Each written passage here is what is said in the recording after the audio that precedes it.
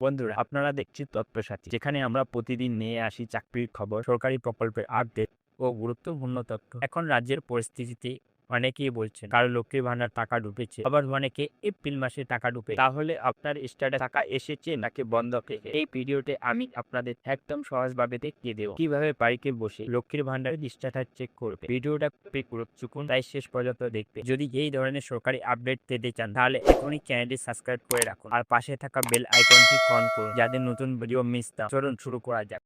সর্বপ্রথম তোমাদের গুগলে গিয়ে সার্চ করতে হবে লক্ষ্মীর ভান্ডার বা সোশ্যাল সিকিউরিটি .wb.gov.in। তারপর এরকম একটা ইন্টারফেস আসবে। এখানে দেখতে পাচ্ছ ট্র্যাক অ্যাপ্লিকেশন স্ট্যাটাস, এর উপরে ক্লিক করতে হবে। এরপর এই পেজটা খুলে যাবে।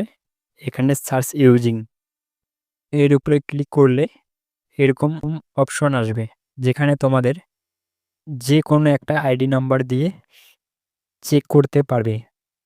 তো প্রথমেই আছে মোবাইল নাম্বার, আধার কার্ড, স্বাস্থ্যসাথী কার্ড নাম্বার। তো এখানে আমি মোবাইল নাম্বারটা দেব, দিয়ে পূরণ করে স্ক্র্যাচ নাম্বারটা দিয়ে সার্চ মারব। এরপর নিচে স্ক্রল করলেই দেখতে পাবে তোমাদের আবেদন স্ট্যাটাস, এবং আরেকটু নিচে এখানে পেমেন্ট স্ট্যাটাস লেখা দেখতে পারছো। তো পেমেন্ট স্ট্যাটাসের কাছে এই লাইনটির উপরে ক্লিক করতে হবে। ক্লিক করলে এখানে তোমাদের পুরো ট্রানজ্যাকশন হিস্ট্রিটা দেখা যাবে। তো এখানে দেখতে পারছো এপ্রিল, মে, জুন, জুলাই পেমেন্ট সাকসেস।